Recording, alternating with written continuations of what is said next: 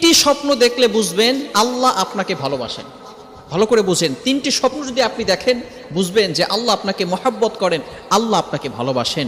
স্বপ্ন আমরা অনেকেই দেখে থাকি। স্বপ্ন হচ্ছে তিন প্রকার, ভালো করে মনে রাখবেন। এই স্বপ্নের বিষয়টা হচ্ছে খুবই গুরুত্বপূর্ণ বিষয়। অনেকে স্বপ্নকে বিশ্বাস করতে চায় না, এটাকে অস্বীকার কোনোই অবকাশ নেই। কারণ আল্লাহ রসুল সাল্লাল্লাহু আলাইহি সাল্লাম স্বপ্ন দেখেছেন এবং স্বপ্নের মাধ্যমে আল্লাহ রসুল সাল্লাল্লাহু আলাইহি সাল্লামের কাছে ওহী এসেছে এবং আল্লাহ রসুল সাল্লাল্লাহু আলাইহি সাল্লাম নিজে বলেছেন যে স্বপ্ন হচ্ছে 46 ভাগের এক ভাগ।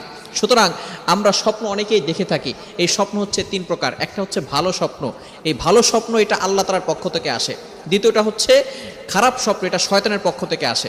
সুতরাং আরেকটি হচ্ছে ইচ্ছা স্বপ্ন, অর্থাৎ আপনি সারাদিন যে কাজগুলো করছেন এগুলো আপনি সেগুলোই রাতের বেলা স্বপ্ন দেখছেন।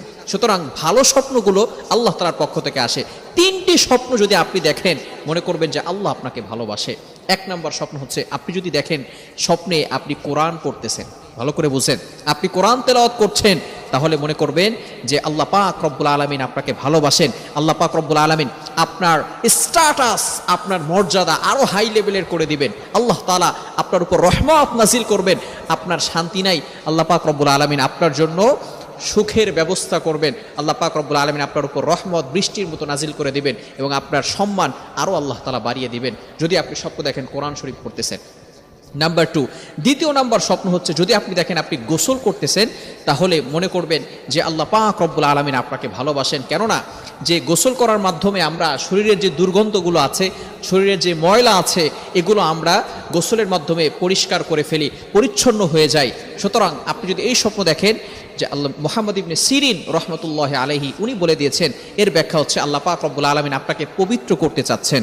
অর্থাৎ আল্লাহ পাক রব্বুল আলামিন আপনাকে আপনার ভিতরে যে গুনাহগুলো আছে এগুলো আল্লাহ পাক রব্বুল আলামিন পবিত্র করবেন। এবং ভালো করে মনে রাখবেন, যখন বান্দার গুনাহগুলো আল্লাহ তাআলা মাফ করে দিবে, কোনো মাধ্যমে যখন আল্লাহ তাআলা মাফ করবে, তখন ওই বান্দার জন্য জান্নাতে যাওয়া সহজ হয়ে যাবে। আর আল্লাহ তাআলা যাকে ভালোবাসবেন আল্লাহ পাক রব্বুল আলামিন তাকে কিয়ামতের ময়দানে বলবেন, উইল গো টু প্যারাডাইস, তুমি জান্নাতে চলে যাও। ওই দিন আল্লাহ পাক রব্বুল আলামিন তাকে জাহান্নাম নয় জান্নাতে দিয়ে দিবেন। তৃতীয় নাম্বার হচ্ছে যদি আপনি স্বপ্নে দেখেন যে আপনি নামাজের মুসল্লায় বসে কান্না করতেছেন, আল্লাহ তাআলার কাছে তওবা করতেছেন, ইস্তেগফার করতেছেন, তাহলে আপনি কি করবেন?